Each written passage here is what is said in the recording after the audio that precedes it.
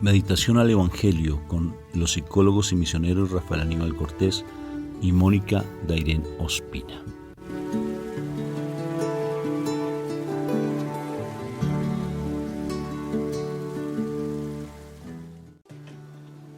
Dios me lo bendiga, me lo llene de mucha paz. Bendito y alabado sea el Señor por este maravilloso día que nos regala el Señor.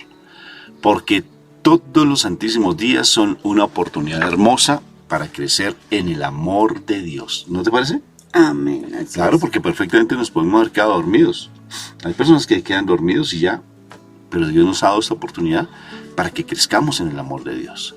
Imagínate que en el Santo Rosario que nosotros hacemos siempre todos los días, colocamos algo muy bonito y que bautizáramos el día. ¿Qué te parece? ¿Cómo voy a bautizar mi día? Amén, qué bendición. Y yo voy a bautizar este día de tranquilidad. ¿Qué te parece? Te felicito. ¿Me vas a ayudar? Ese es tu día, no es mío. Ay, ayúdame. O sea, que no me pongas trabas ni nada, sino que fluyas. Ya, o sea, tú bautizas el día y yo soy claro, la causante. Ya, que tú me ayudes. Bueno, interesante. ¿Entonces me vas a ayudar o no? No. Ay, si te das cuenta que eres la piedra de tropiezo. Bueno, vamos a empezar, ¿te parece, mi amor? Dicen que las pruebas es para medir la fe que tenemos. O sea que tú vas a medir mi fe. Voy a medirla. Ok. Bueno, vamos a empezar, ¿te parece? Invocando la Santísima Trinidad. Para que este momento sea sagrado. Por la señal de la Santa Cruz, de nuestros enemigos, líbranos, Señor, Dios nuestro. En el nombre del Padre, del Hijo y del Espíritu Santo. Amén, amén y amén. Papito Dios del cielo, te doy gracias porque todos los días es una oportunidad linda que tú nos das de crecer en tu amor. Qué hermoso eres tú, Padre. Qué hermoso eres tú. Porque sé que hoy va a ser un día maravilloso, un día excelso, un día sublime.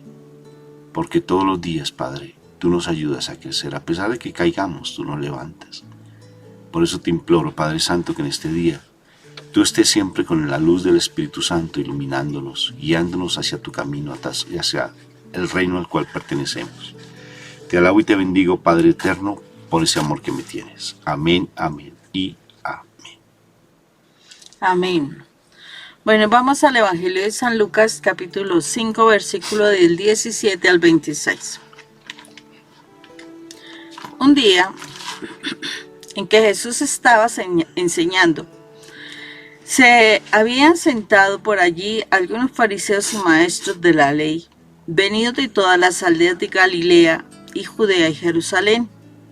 El poder de Dios se mostraba en Jesús sanando a los enfermos. Entonces llegaron unos hombres que llevaban en una camilla a uno que estaba paralítico. Querían meterlo en la casa y ponerlo delante de Jesús, pero no encontraban por dónde entrar, porque había mucha gente.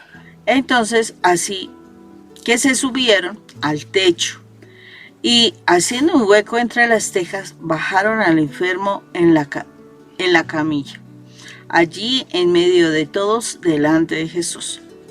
Cuando Jesús vio la fe que tenían, le dijo al enfermo: amigo, tus pecados te son perdonados. Entonces, los maestros de la ley y los fariseos comenzaron a pensar: ¿quién es este que se atreve a decir palabras ofensivas contra Dios?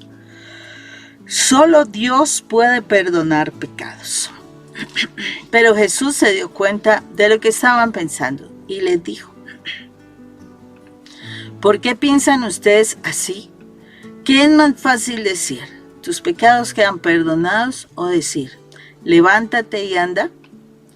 Pues voy a demostrarles que el Hijo del Hombre tiene autoridad en la tierra para perdonar pecados. Entonces le dijo al paralítico: a ti te digo, levántate, toma tu camilla y vete a tu casa. Al momento, el paralítico se levantó delante de todos, tomó la camilla en que estaba acostado y se fue a su casa alabando a Dios. Todos se quedaron admirados y alabaron a Dios, llenos de miedo dijeron: hoy hemos visto cosas maravillosas. Palabra de Dios. Gloria a ti, Señor Jesús. Bueno, es impresionante este pasaje, porque hay bastantes elementos aquí, pues para uno analizar. Pero hay una frase que me llama mucho la atención, y esta frase es, el único que tiene, aquí cuando dice, el único que tiene como esa autoridad, sí, autoridad, es que tus pecados te quedan perdonados, sí, en pocas palabras, ¿cierto? Amigo, tus pecados quedan perdonados. Eso fue lo que dijo Jesús, y eso, o sea, como que fue lo que criticaron estos fariseos y maestros de ley que estaban allí escuchándolo, ¿sí? Y me acordaba que muchas veces las personas utilizan eso. El único que puede perdonar los pecados es Dios. Eso es lo que uno escucha cuando de pronto alguien viene arrepentido, cuando alguien pues se sintió muy mal por alguna cosa que haya hecho y te pide perdón a alguien, y el otro viene, el único que puede perdonarte, Dios es el único que perdona pecados, ¿sí? Y están haciendo o están diciendo lo mismo que los fariseos dijeron en ese momento, que estaban pensando en ese momento y que Jesús se dio cuenta. ¿Y por qué me llama la atención esto? Porque es la postura soberbia, es la postura egoísta, es la postura orgullosa que la persona puede asumir cuando no quiere perdonar. Y una de las cosas grandes que el Señor hizo o hace con nosotros durante todo el tiempo que Él estuvo acá fue enseñarnos sobre el perdón. Tanto así que en el momento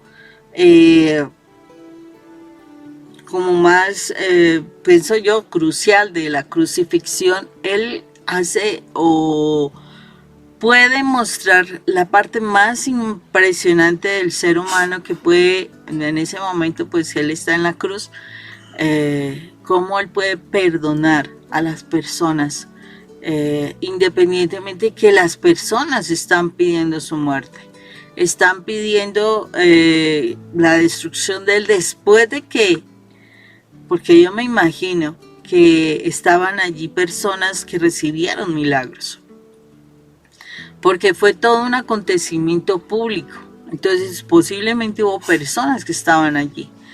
Eso es algo que no es nuevo, eso se ha dado en todo tiempo, o sea, personas que reciben bendiciones después se unen con los contrarios a atacar al que les dio bendición. Eso es algo que es histórico, todo el tiempo existe esa situación, esa postura.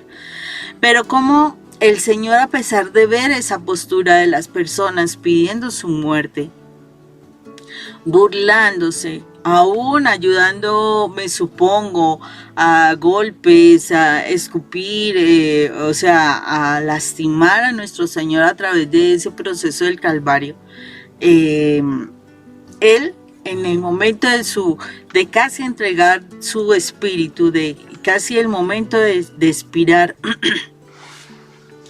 Él le pide al Padre que perdone, que nos perdone y tiene compasión, o sea, como quien dice, ellos no están haciendo esto intencionalmente porque ellos ni siquiera se están dando cuenta de la situación que están vivenciando, o sea, como que tratando de justificarnos delante de Dios Padre. Y Él está pidiendo perdón. Entonces, si nuestro Señor Jesucristo tuvo la posibilidad de pedir perdón por nosotros, y me supongo que el que se arrepiente queda bajo esa cobertura de ese pedir perdón de nuestro Señor Jesús por nosotros, y perdonar, sí, que perdonar, porque Él en ese momento está haciendo un acto de perdón hacia nosotros, nos está enseñando que nosotros también debemos hacerlo. Por eso yo creo que el ministerio de nosotros más hermoso tiene que ver con el perdón y la reconciliación, porque Creo que lo único que puede ayudar a que algo se restaure, la vida, la salud, o sea, cualquier situación, especialmente la vida y la salud.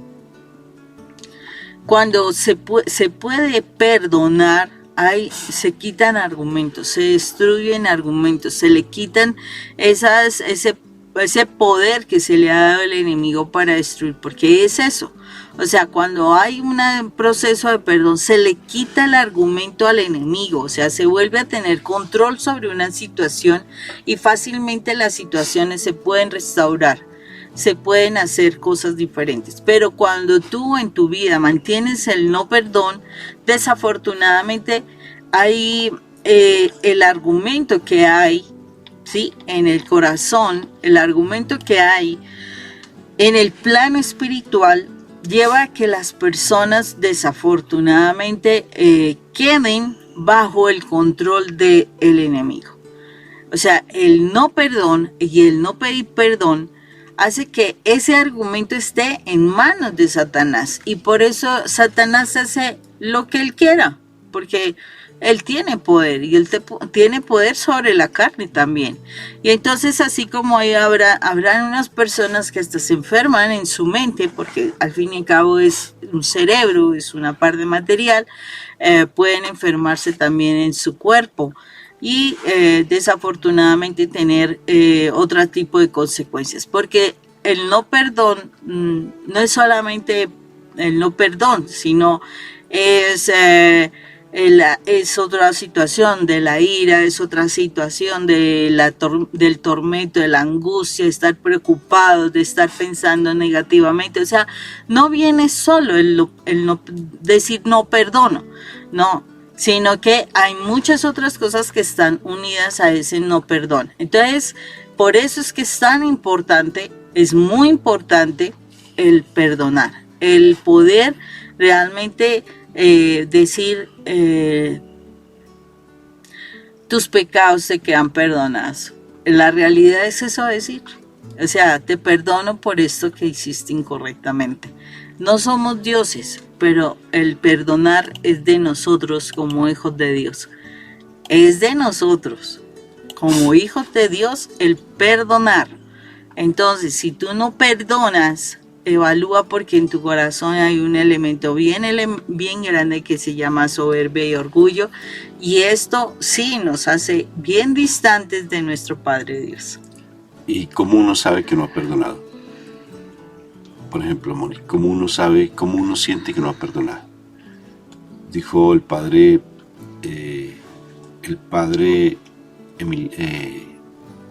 ay, se me olvidó, ahora les digo el nombre, es que ya ustedes saben la edad, ¿no?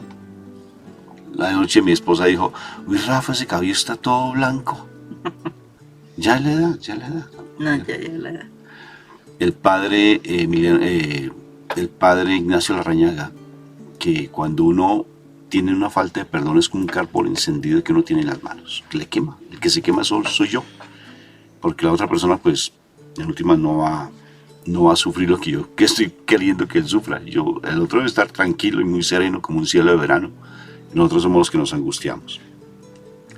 Y esa falta de perdón es tremenda. Realmente se nota cuando nosotros seguimos con ese afán, con esa angustia, con no el deseo de ver a esa persona, de estar allí, como tenerlo siempre en nuestra mente y en nuestro corazón a esa persona. Imaginen, en vez de tener a Dios, tenemos a esa persona. ¿Qué hace, qué no hace, qué dice, qué no dice? ¿Sí? Cualquier cosita, por la falta de perdón, por ejemplo, no le ayudamos. Por ejemplo, el día de hoy, le pedí a mi esposita que me hiciera el favor, me ayudara con el día que yo, y no me ayudó. Entonces, no me ha perdonado mi esposita. No me ha perdonado. Pero bueno, tendré que tener la paciencia, porque esa es la carga que tengo que soportar en la vida. A mi esposa tengo que cargarla, como es.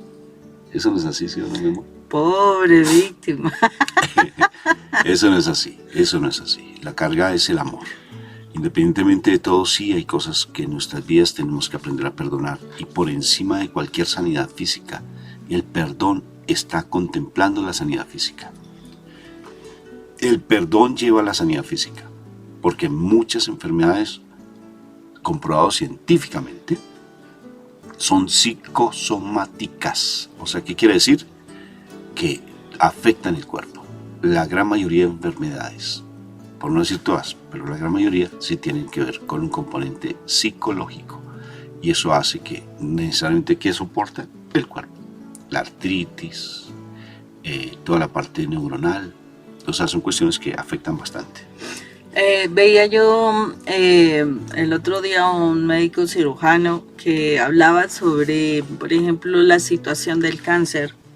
Y pues una persona muy especial me parece a mí, porque pues lo hablaba también desde el plano espiritual, no solamente desde el plano médico, como para decir uno que no, era simplemente decimos aquí en Colombia, un tegua, o sea, una persona que no estudió, sino que pues ahí ha aprendido cosas. No, esta persona es un médico cirujano y espiritualmente hablando decía el cáncer tiene una razón, bueno, los médicos dirán biológica, ¿no?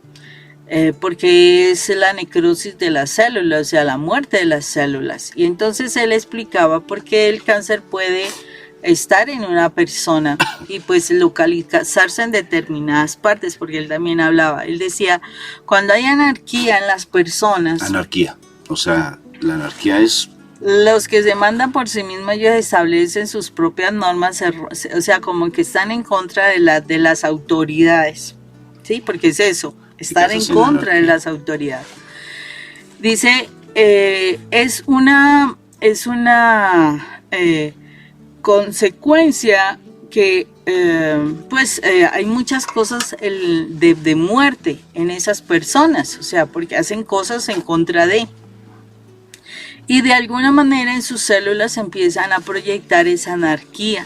Entonces las células no quieren sujetarse a la autoridad principal y entonces ellas empiezan a hacer lo que ellas quieren. Entonces empieza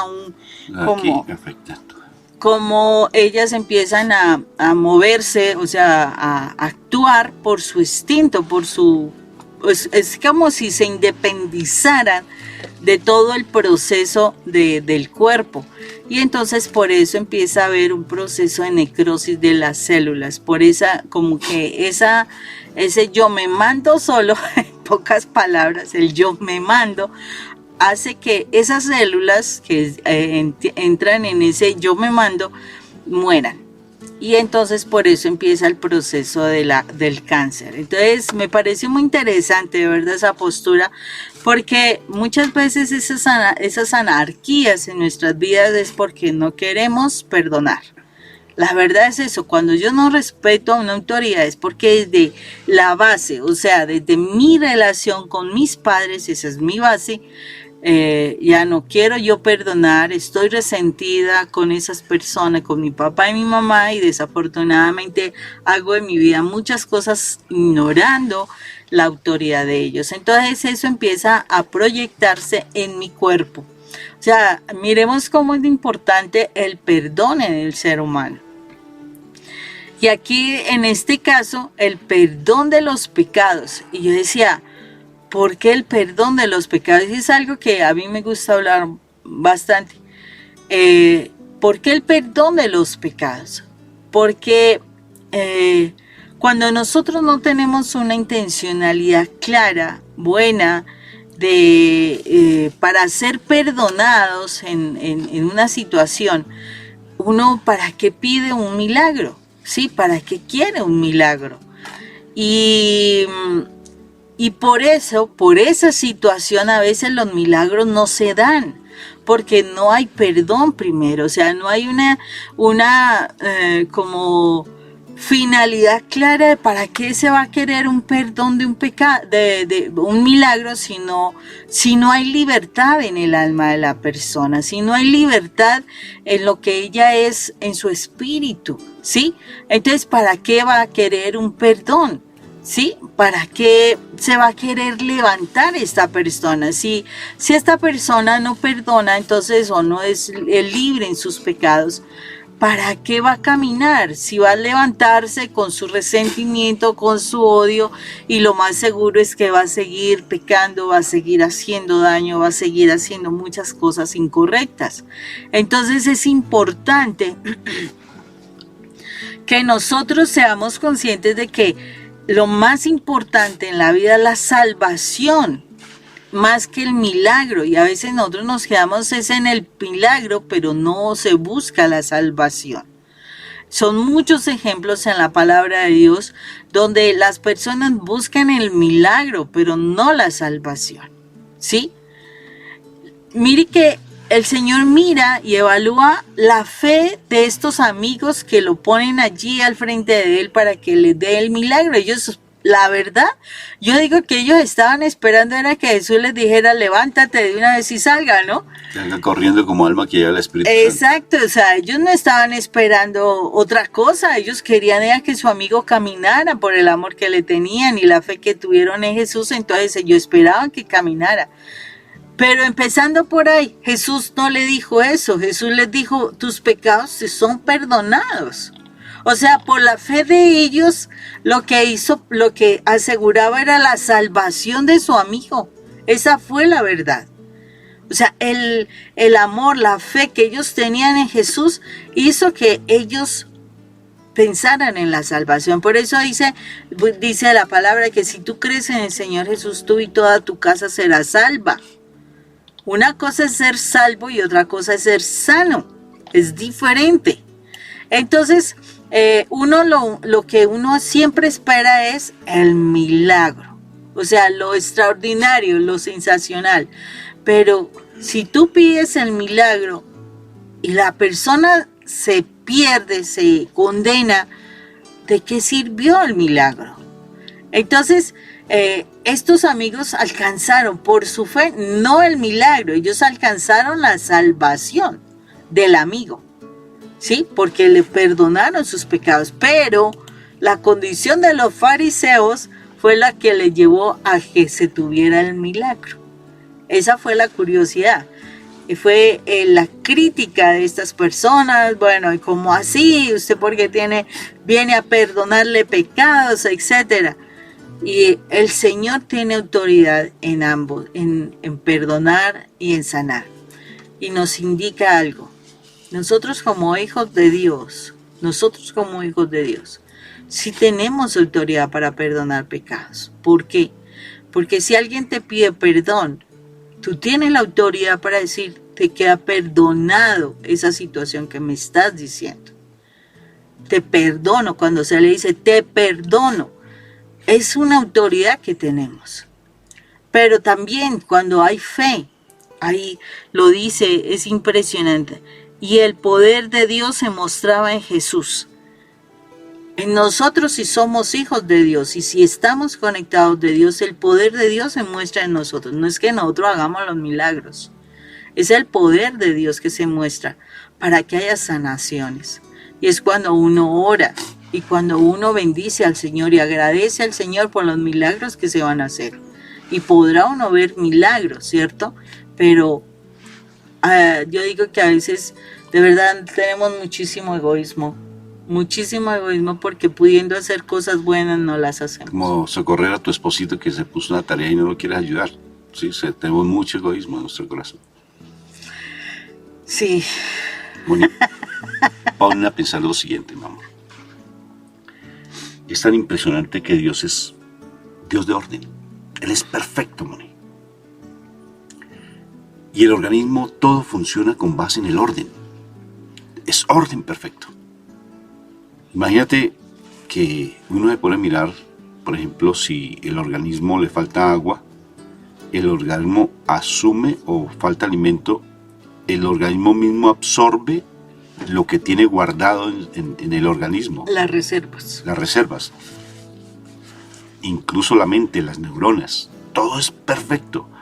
Si un órgano no funciona, por decir algo, los ojos se agudizan los oídos. Pero el organismo es perfecto, porque Dios lo hizo perfecto. Y cuando en tu mente,